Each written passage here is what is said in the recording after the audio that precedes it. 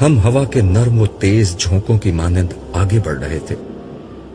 اس چلنے میں کوئی مشقت نہ تھی بلکہ لطف آ رہا تھا۔ نہ جانے ہم نے کتنا فاصلہ طے کیا تھا کہ صالح کہنے لگا، عرش الہی کے سائے میں مامون علاقہ شروع ہونے والا ہے۔ وہ دیکھو، آگے فرشتوں کا ایک ہجوم نظر آ رہا ہے، ان کے پیچھے ایک بلند دروازہ ہے، یہی اندر داخلے کا دروازہ ہے۔ میں نے صالح کے کہنے پر سامنے غور سے دیکھا تو واقعی فرشتے اور ان کے پیچھے ایک دروازہ نظر آیا، مگر یہ عجیب دروازہ تھا جو کسی دیوار کے بغیر قائم تھا، یا شاید دیوار غیر مرئی تھی، کیونکہ دروازے کے ساتھ پیچھے کی سمت کچھ نظر نہیں آ رہا تھا۔ گویا ایک نظر نہ آنے والا پردہ تھا جس نے دروازے کے پیچھے کے ہر منظر کو ڈھانپ رکھا تھا۔ تاہم اس کی بات سنتے ہی میرے قدم تیز ہو گئے اور فاصلہ تیزی سے گھٹنے لگا۔ دروازہ ابھی دور ہی تھا مگر فرشتے واضح طور پر نظر آنے لگے تھے۔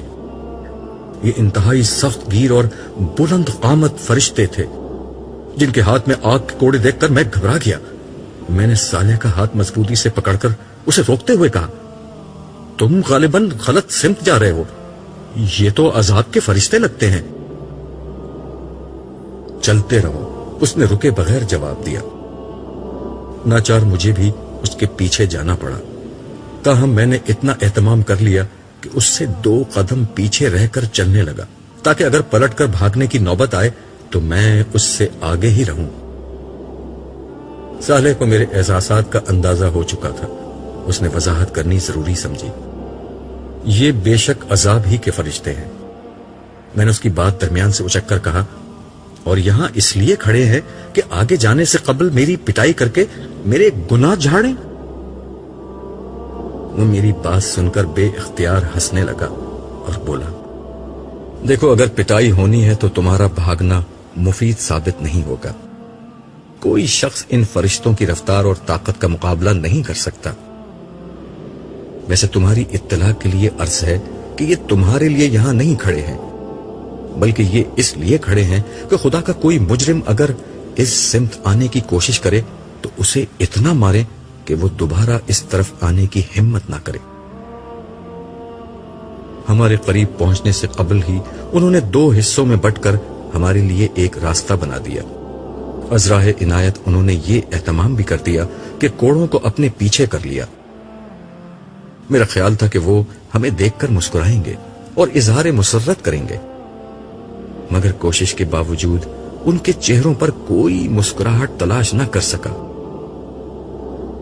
صالح کہنے لگا، ان کی موجودگی کا ایک مقصد تمہیں اللہ کی اس نعمت کا احساس دلانا ہے کہ کس قسم کے فرشتوں سے تمہیں بچا لیا گیا۔ بے اختیار میری زبان سے کلمہ شکر و حمد ادا ہو گیا۔ ان کے بیچ سے گزر کر ہم دروازے کے قریب پہنچے تو وہ خود بخود کھل گیا۔ اس کے کھلتے ہی میری نظروں کے سامنے ایک پرفضا مقام آ گیا۔ یہاں سے وہ علاقہ شروع ہو رہا تھا جہاں عرش الہی کی رحمتیں سایہ فگن تھیں۔ روح تک اتر جانے والی ٹھنڈی ہوائیں اور محسور کن خوشبو مجھے چھونے لگی تھی۔ ہم دروازے سے اندر داخل ہوئے تو دیکھا کہ دور تک فرشتے قطار در قطار کھڑے تھے۔ ان کے چہرے بے حد دلکش تھے اور اس سے کہیں زیادہ خوبصورت مسکراہٹ ان کے چہروں پر موجود تھی۔ یہ ہاتھ باندھے مؤدب انداز میں کھڑے تھے۔ ہم جیسے ہی ان کے بیچ سے گزرے، دعا و سلام اور خوش آمدید کے الفاظ سے ہمارا خیر مقدم شروع ہو گیا۔ ان کے رویے اور الفاظ کی تاثیر میری روح کی گہرائیوں میں اتر رہی تھی اور ان کے وجود سے اٹھنے والی خوشبوئیں میرے احساس کو سرشار کر رہی تھی۔ یہاں داخل ہوتے ہی مجھے یہ محسوس ہوا کہ میرے اندر کوئی غیر معمولی تبدیلی آئی ہے، لیکن اس وقت میری ساری توجہ فرشتوں اور یہاں کے دلکش ماحول کی طرف تھی، اس لیے میں زیادہ توجہ نہیں دے سکا کہ میرے ساتھ کیا ہوا ہے۔ میں اس کیفیت کو بس یہاں کے ماحول کا ایک اثر سمجھا۔ چلتے چلتے مجھے کچھ خیال آیا تو میں نے صالح کے کان میں سرگوشی کی، یار یہ تو ٹھیک ہے کہ یہ لوگ مجھے کوئی نجات یافتہ شخص مان کر میرا استقبال کر رہے ہیں، لیکن یہاں میری ذاتی واقفیت تو کوئی نہیں ہے. کیا یہاں تمہارا کوئی واقف ہے؟ میری بات سن کر صالح ہنستے ہوئے بولا، عبداللہ، آج ہر شخص اپنی پیشانی سے پہچانا جائے گا کہ وہ کون ہے. تمہیں علم نہیں، مگر تمہارا پورا تعارف تمہاری پیشانی پر درج ہے. تم دیکھتے جاؤ آگے کیا ہوتا ہے.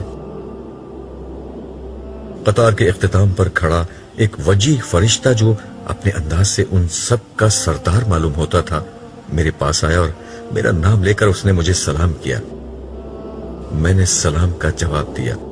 پھر وہ بہت نرمی اور محبت سے بولا، ہمیشہ باقی رہنے والی کامیابی مبارک ہو. میں نے جواب میں شکر ادا ہی کیا تھا کہ وہ دوبارہ بولا، کیا آپ آئینہ دیکھنا پسند کریں گے؟ میری سمجھ میں نہیں آیا کہ اس نے یہ بات مذاق میں کہی تھی یا سنجیدگی سے، کیونکہ اس وقت آئینہ دیکھنے کی کوئی معقول وجہ مجھے سمجھ میں نہیں آ رہی تھی. تاہم اس نے میرے جواب کا انتظار نہیں کیا. ایک فرشتے کو اشارہ کیا اور اگلے ہی لمحے میرے سامنے ایک قد آدم آئینہ تھا. میں نے اس آئینے کو دیکھا اور مجھے یقین ہو گیا کہ اس نے میرے ساتھ مذاق کیا تھا، کیونکہ یہ آئینہ نہیں بلکہ ایک انتہائی خوبصورت اور زندگی سے بھرپور پینٹنگ تھی، جس میں ایک خوبصورت نوجوان بلکہ شہزادہ شاہانہ لباس زیب تن کیے کھڑا تھا. یہ تصویر کسی بھی اعتبار سے تصویر نہیں لگ رہی تھی، بلکہ یوں محسوس ہو رہا تھا کہ جیسے آئینے کے سامنے کوئی زندہ انسان کھڑا ہوا ہے. میں نے اس فرشتے کی طرف دیکھا اور مسکرا کر کہا، آپ اچھا مذاق کرتے ہیں، مگر پینٹنگ اس سے زیادہ اچھی کرتے ہیں. مصور تو آپ ہی معلوم ہوتے ہیں، لیکن اس میں ماڈل کون ہے؟ فرشتے نے انتہائی سنجیدگی سے میری بات کا جواب دیا، پینٹر تو المصور یعنی مالک ذوالجلال ہے، البتہ ماڈل آپ ہیں. اس کے بعد اس نے صالح کو اشارہ کیا. وہ میرے قریب آیا اور میرا سر گھما کر دوبارہ پینٹنگ کی طرف کر دیا. اس دفعہ پینٹنگ میں اس نوجوان کے ساتھ صالح بھی نظر آ رہا تھا. میں حیرت سے کبھی صالح کو دیکھتا اور کبھی اس آئینے میں کھڑے دوسرے شخص کو، جس کے بارے میں ان دونوں کی متفقہ رائے یہ تھی کہ یہ میں ہی تھا.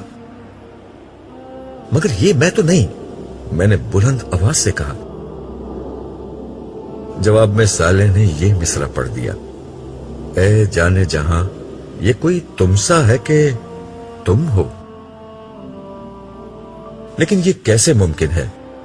میں تو ایک بوڑھا شخص تھا اور جوانی میں بھی کم از کم ایسا تو نہیں تھا. اس دفعہ میری بات کا جواب فرشتے نے دیا. آپ ناممکنات کی دنیا سے ممکنات کی دنیا میں آ گئے ہیں. آپ انسانوں کی دنیا سے خدا کی دنیا میں آ گئے ہیں. آج ہر شخص ویسا نہیں دکھائی دے گا جیسے وہ دنیا میں دوسرے انسانوں کو نظر آتا تھا، بلکہ آج ہر شخص ویسا نظر آئے گا جیسا وہ اپنے مالک کو نظر آتا تھا. اور مالک کی نظر میں انسانوں کی صورت گری ان کے گوشت پوش پر نہیں، بلکہ ان کے ایمان و اخلاق اور اعمال کی بنیاد پر ہوتی تھی. آپ اسے دنیا میں جیسے لگتے تھے ویسے ہی آج اس نے آپ کو بنا دیا ہے. ویسے یہ عارضی انتظام ہے. آپ کی فیصلہ کن شخصیت اس وقت سامنے آئے گی جب جنت میں آپ کے درجات کا فیصلہ حتمی طور پر ہوگا. سر دست تو آپ آگے جائیں، بہت سے دوسرے لوگ آپ کا انتظار کر رہے ہیں. ہم آگے کی سمت بڑھ رہے تھے. مجھے اندازہ ہو چکا تھا کہ اندر داخل ہوتے ہی مجھے جس تبدیلی کا احساس ہوا تھا وہ کیا تھی. میری چال میں بہت اعتماد تھا.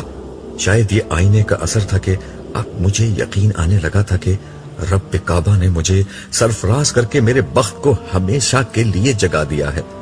میری زندگی کے شب و روز اور اس میں پیش آنے والے مسائل اب میرے لیے خواب و خیال ہو چکے تھے. پچھلی دنیا کی محرومیاں، صبر اور محنتیں کبھی اس طرح بھی رنگ لائیں گی، مجھے اس کا قطعاً اندازہ نہیں تھا. قرآن کریم اور احادیث میں اگلی دنیا کا بہت کچھ تعارف پڑا تھا، मगर आंख जो कुछ देख सकती है, कान सुनते और हवास महसूस कर सकते हैं, वो अल्फाज से शऊर तक बहुत कम मुंतकिल होता है। आज जब ये सब हकायक सामने हैं तो यकीन नहीं आता कि मुझे ये अंदाजा तो जिंदगी ही में हो चुका था कि आखिरत की बाजी में जीत जाऊंगा, मगर इस जीत का मतलब इतना शानदार होगा, इसका मुझे बिल्कुल भी अंदाजा नहीं था। तुम्हें अभी पूरा अंदाजा नहीं हुआ है। साले पता नहीं किस तरह मेरे ख्यालात पड़ रहा था। उसके जुमले ने मुझे चौंका दिया। उसने अपनी बात जारी रखी। असल जिंदगी तो अभी शुरू ही नहीं हुई। अभी तो तुम हश्र के आरजी मरहले में हो। असल जिंदगी तो दर हकीकत जन्नत में शुरू होगी। उस वक्त खुदा का बदला देखना, उस वक्त खुदा को दाद देना। सरे दस्त तो आगे देखो, हम कहां खड़े हैं।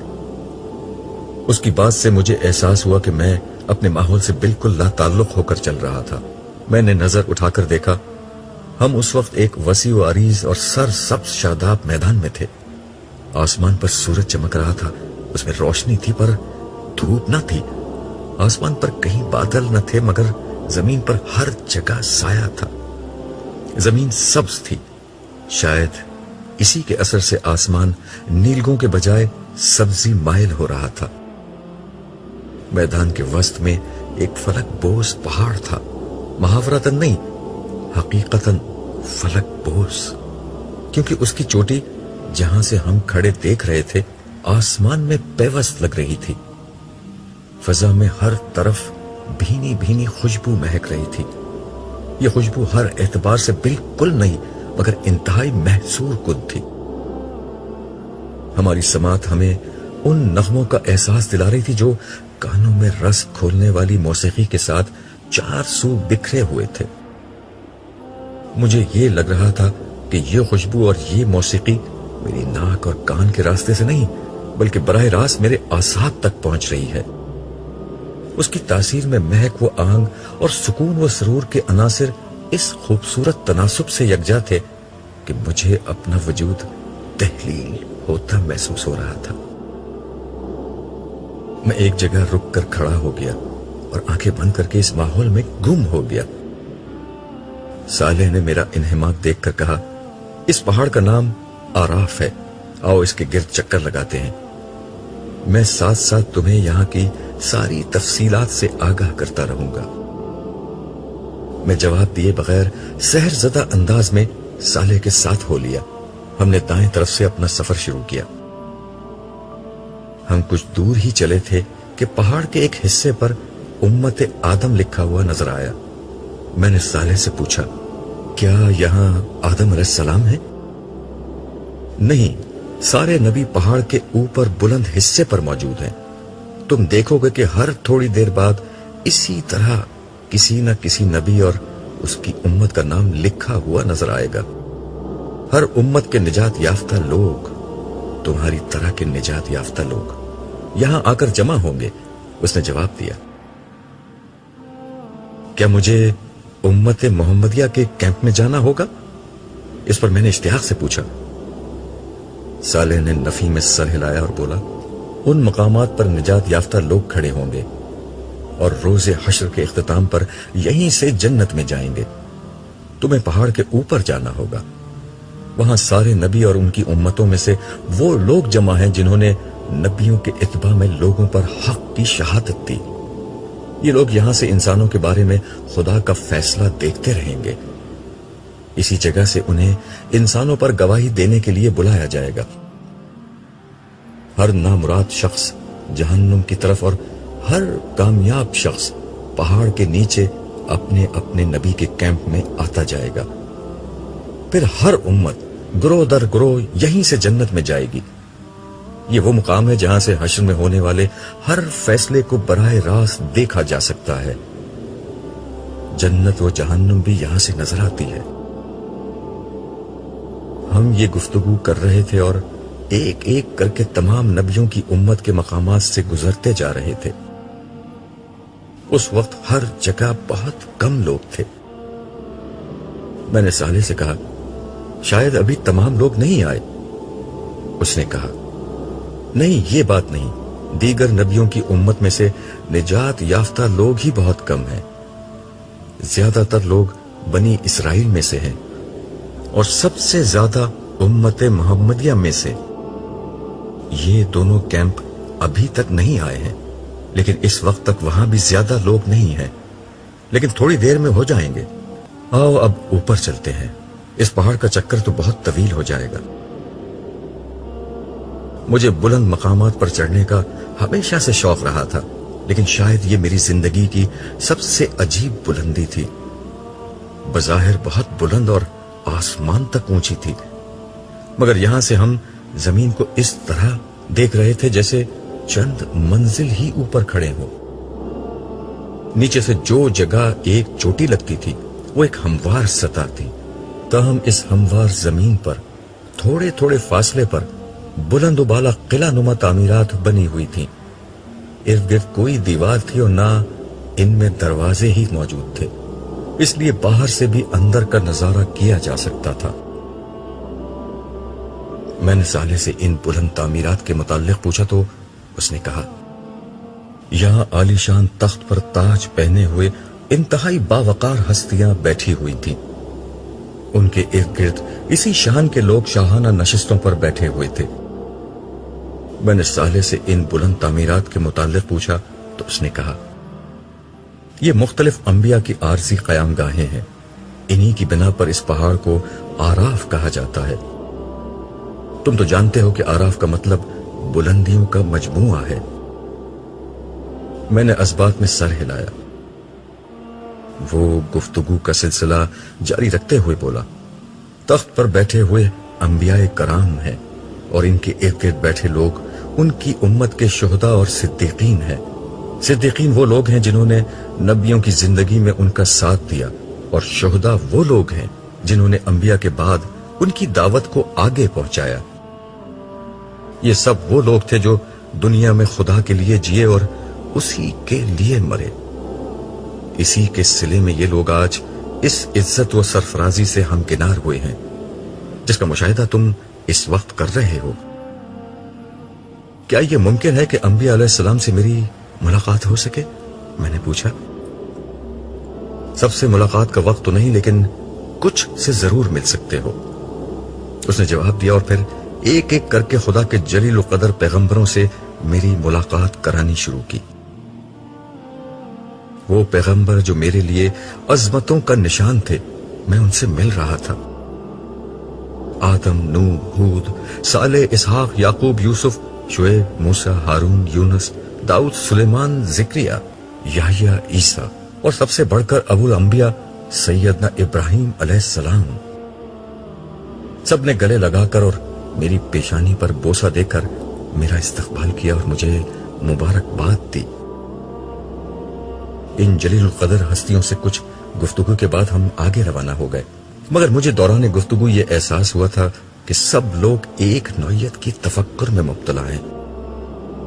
راستے میں صالح سے میں نے اس کی وجہ پوچھی تو وہ بولا، تمہیں نہیں معلوم اس وقت حشر کے میدان میں کیا قیامت برپا ہے.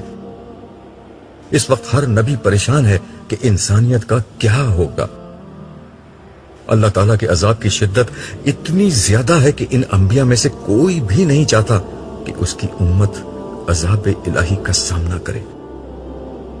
وہ چاہتے ہیں کہ اللہ تعالیٰ لوگوں کو معاف کر دیں، مگر سر دست اس کا کوئی امکان نہیں.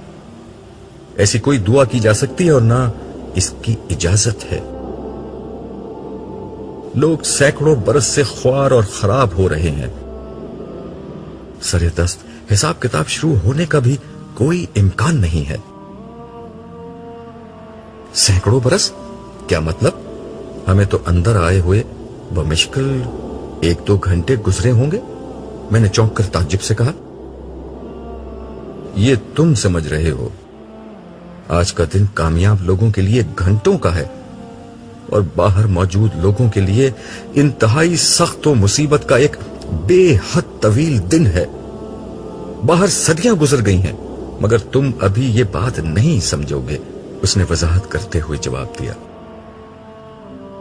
میں اس کی بات کو ہضم نہیں کر سکا، مگر ظاہر ہے میں جس دنیا میں تھا وہاں सब कुछ मुमकिन था और न जाने और कितनी ताज्जुब अंगेज बातें मेरे सामने आने वाली थीं। सहाबा कराम और महाजरीन व अंसार हल्का बनाए अदब व एहतराम से बैठे थे। उम्मत मोहम्मदिया के अव्वलीन व आखरीन की भी एक बड़ी तादाद मौजूद थी। शम्माए रिसालत के इन परवानों के बीच रिसालत बाप सर झुकाए तशरीफ फरमा थे सल्लल्लाहु अलैहि वसल्लम। बज़ाहिर हर चीज बिल्कुल ठीक थी, मगर मैं महसूस कर सकता था कि यहां भी उसी नौइयत का तफक्कुर फैला हुआ था जिसे मैं पीछे देख आया था। रसूल अल्लाह सल्लल्लाहु अलैहि वसल्लम बारगाह ओहदियत में दुआ कर रहे हैं। हमें बैठकर इंतजार करना चाहिए। सालेह पिछली नशिस्तों की तरफ बढ़ते हुए बोला। हम पिछली नशिस्तों पर बैठ गए। यहां से यह अंदाजा करना मुश्किल था कि आगे क्या हो रहा है। मैंने साले से दरियाफ्त किया, यह हिसाब किताब कब शुरू होगा? मुझे क्या मालूम, किसी को भी मालूम नहीं, उसने जवाब दिया। उसकी बात सुनकर मैं खामोश हो गया और नशिस्त की पुश्त से सर टिकाकर आंखें बंद करके बैठ गया। न जाने कितना वक्त गुजरा था कि साले की आवाज मेरे कान में आई। अब्दुल्ला उठो, देखो तुमसे कौन मिलने आया है। उसकी आवाज पर मैं चौंक कर खड़ा हो गया। सामने देखा तो एक इंतहाई बावकार हस्ती मेरे सामने खड़ी थी।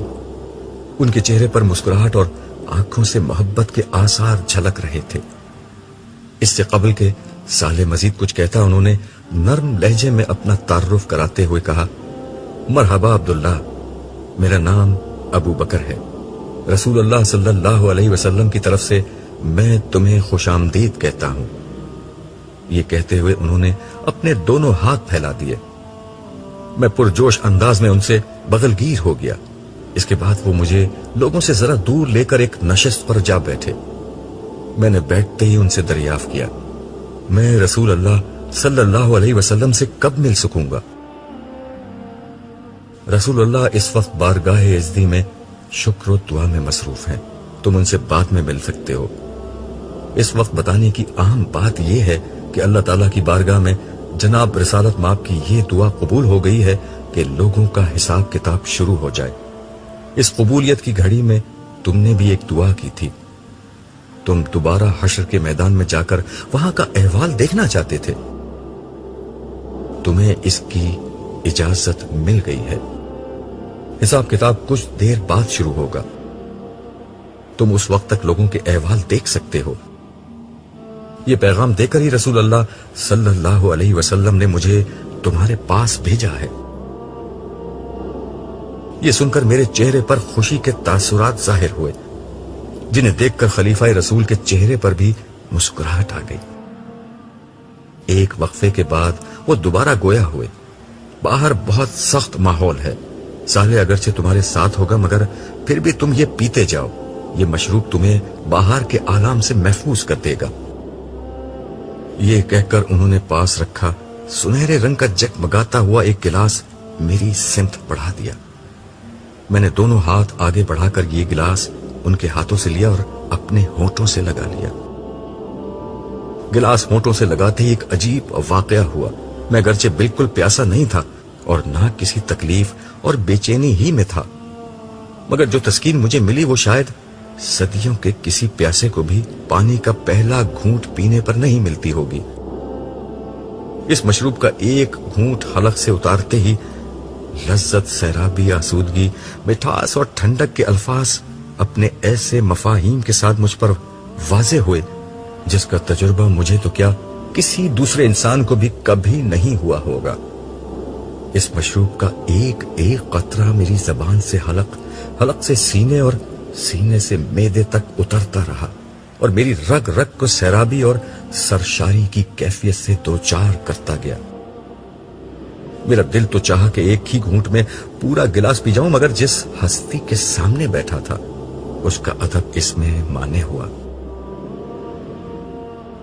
ये नई जिंदगी और नई दुनिया का पहला तारुफ है। ये जामे कौसर है। इसे पीने के बाद हशर में गर्मी और प्यास तुम्हें नहीं सताएगी। ये अल्फाज सुनते ही मुझे سمجھ میں آ گیا کہ مجھ پر اس مشروب کا یہ غیر معمولی اثر کیوں ہوا تھا۔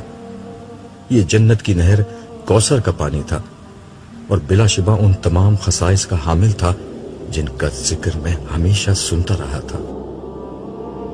اس لمحے مجھے یہ بھی اندازہ ہوا کہ جنت کی نعمتیں کیا ہوں گی۔ پچھلی دنیا میں کھانے پینے کی لذت دو چیزوں میں پوشیدہ تھی، ایک یہ کہ انسان کو شدید بھوک اور پیاس لگی ہو، اور دوسرے اسے کھانے پینے کے لیے بہت لذیذ شے مل جائے۔ مگر جنت کی ہر شے اپنی ذات میں انتہائی لذیذ ہونے کے ساتھ ساتھ انسان کو بغیر بھوک اور پیاس کے وہ لذت اور تسکین بھی فراہم کرے گی جو صرف ایک انتہائی بھوکے اور پیاسے شخص کو ہی مل سکتی ہے۔ اب مجھے معلوم ہو گیا کہ جنت میں نہ بھوک ہوگی نہ پیاس، مگر اس کے باوجود انسان جتنا چاہے گا شوق سے کھائے گا، اور اس کی کوئی سیری ایسی نہیں ہوگی جو اسے گرانی اور بھاری پن میں مبتلا کر دے۔